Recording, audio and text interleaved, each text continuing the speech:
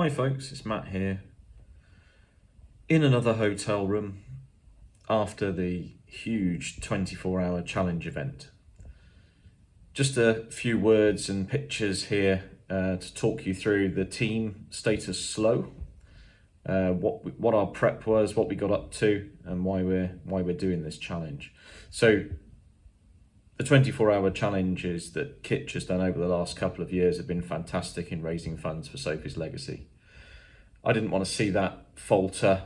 Kitch was a bit reluctant to do another one because it is a grueling task, but I think I convinced him with the idea that we get at least one team driving for 24 hours to provide a point of interest. So that was the plan, and he spun it into something incredible. Five teams in cars, doing challenges, guests helping out, and obviously the focus on the charity funds being raised. Incredible feat. Still really tired, but we pulled it off. So about our team. So Status Slo, the name came from a bit of a like for old rock music, play on status quo. I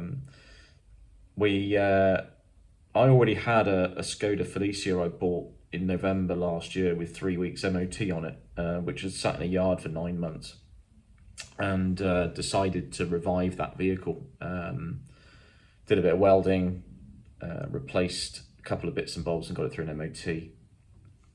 And it's a 1998 Felicia 1.6 with a huge 74 horsepower, really just a little lightweight city car. Not suitable for this sort of thing at all, hence why I wanted to use it. Anything inappropriate is always fun on a challenge. The car is incredibly tatty. The exterior is terrible. It has huge amounts of lack appeal, and it's been repainted at some point. But mechanically it was excellent. 90,000 miles when I picked it up, with every bit of service history with it, up until a couple of thousand before. So really just doing a service and a couple of other maintenance jobs, and mechanically it was ready to go. We did over 700 miles testing it. Did a quick tour of the UK to put some miles on it, prove what it could do. Found that it was very happy at motorway speeds, was doing at least 42 to the gallon, which was nice. And so, yeah, thought that would be a fun vehicle to do it in. In addition to that, just before the event, put some new tyres on it and fitted a load of additional auxiliary sockets and a CarPlay screen in it so that we had some suitable navigation, which worked quite nicely. So tactically, there were a lot of options that we had. So staying in the UK was definitely an option. We came up with quite a complex spreadsheet of calculations. We really probably put too much thought into it, if I'm honest, and worked out that we could stay in the UK and we could still cover probably in excess of 1,000 miles. But on all of our test drives, and we did some night drives as well, we found there were so many roadworks and so many times that there were accidents and contraflows and lane closures at night that we soon made the decision that we would go to the continent.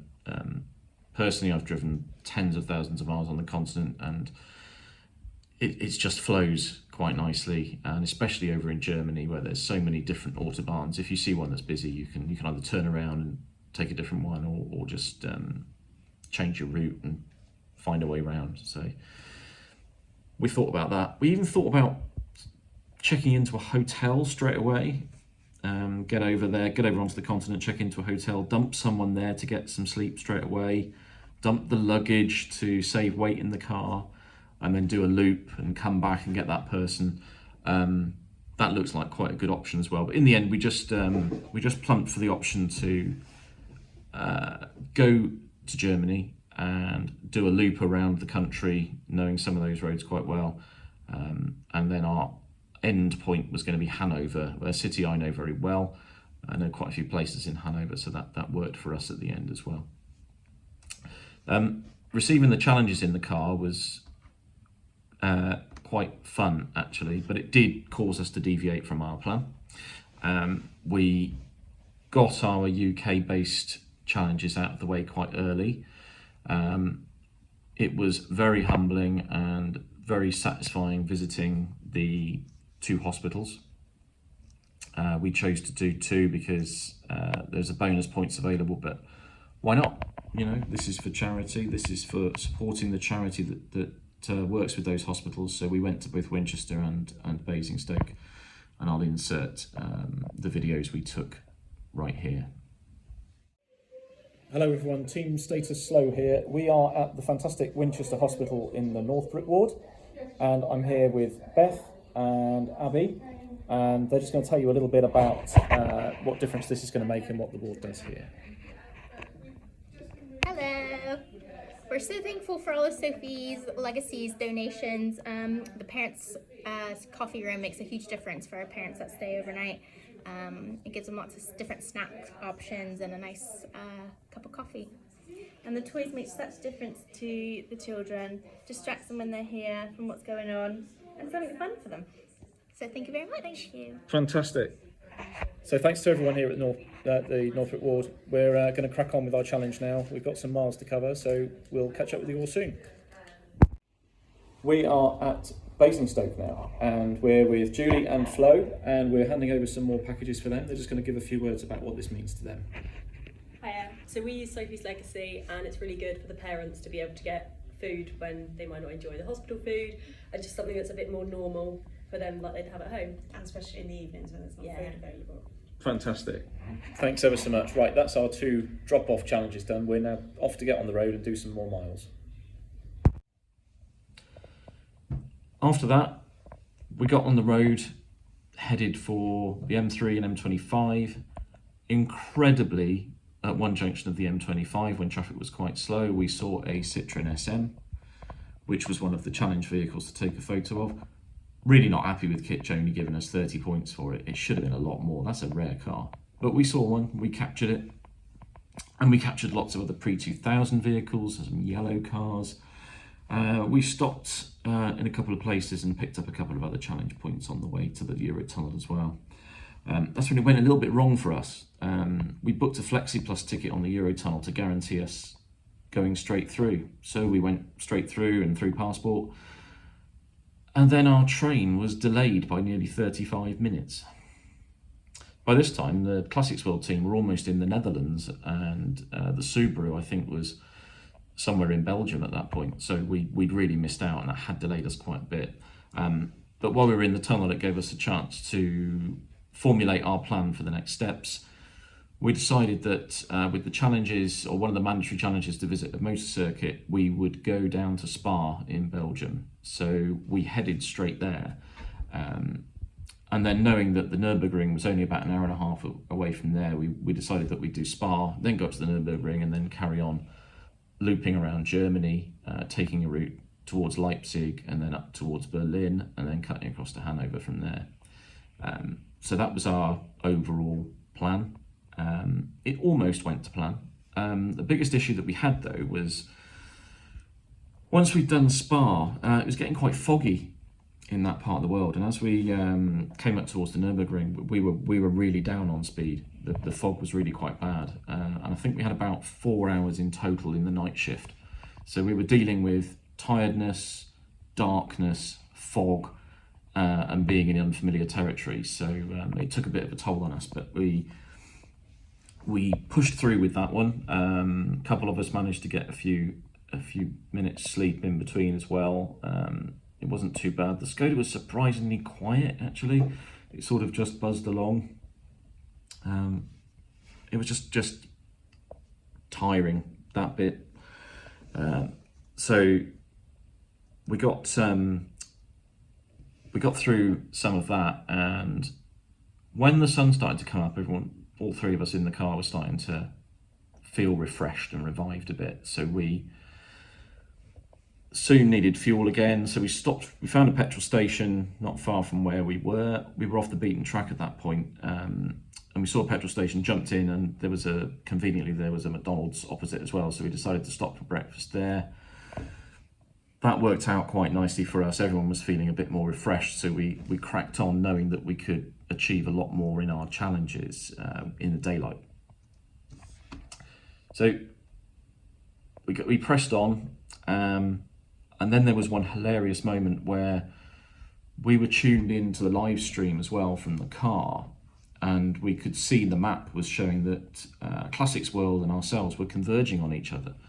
And it turned out that about 30 kilometers north of Leipzig, we were going towards Berlin and they were going towards Stuttgart, and we were about to pass each other. So we were tracking them a little bit and realised that the moment we passed, we were in a huge tunnel. I think it was almost 3 kilometres long, this tunnel. But yeah, we were on the same road, but going in opposite directions. We'd almost done a similar loop to them at that point. As we headed up towards Berlin, they had just come from Berlin. So that was quite amusing as well.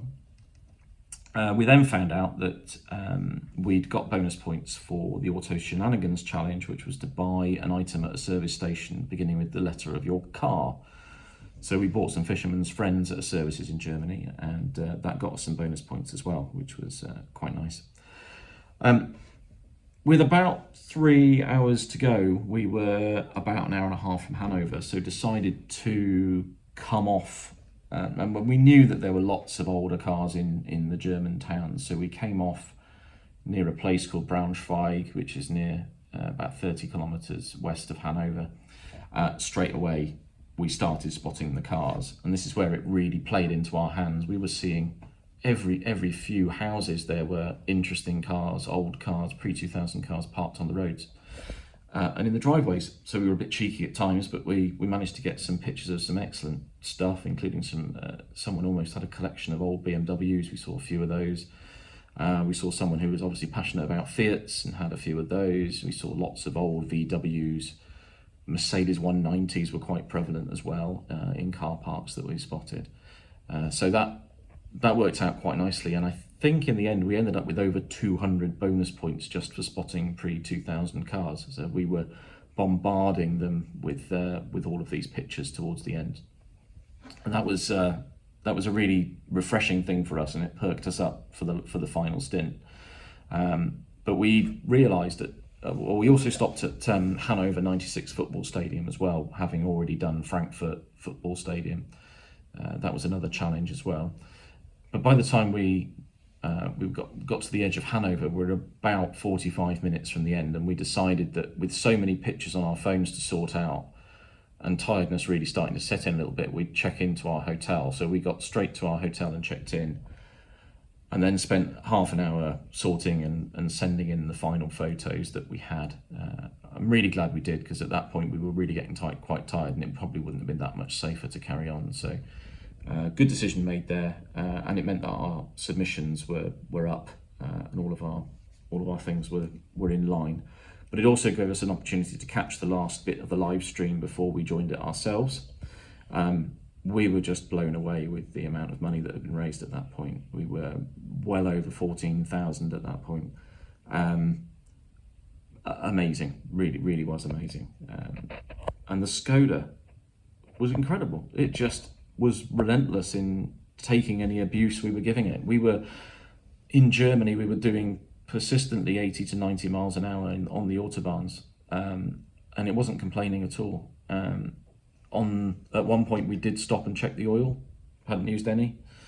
All the fluids were correct, and the car just buzzed along and was taking all of the abuse we were giving it, even fully loaded with 3 people and their luggage. So an unusual choice of vehicle, but it certainly was up to the challenge. And we just wish, if we hadn't had the fog and we hadn't had the 35-minute delay on the Eurotunnel, we probably would have covered at least another 100 miles on top of that as well.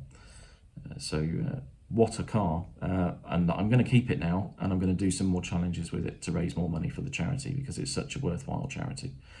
And ultimately, that's what we did it for.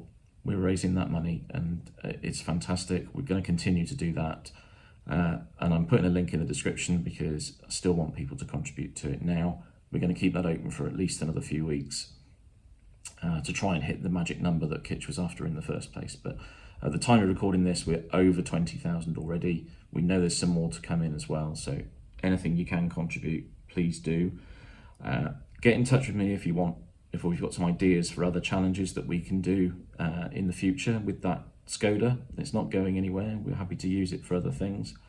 And I'll probably just sign off by saying that everyone who took part has committed a huge amount to this, but has raised a huge amount of money. And the people back at base, I know you had problems with your food that you were eating and potential illness from that. How you pushed through, I'm really not sure, but it was just relentless work.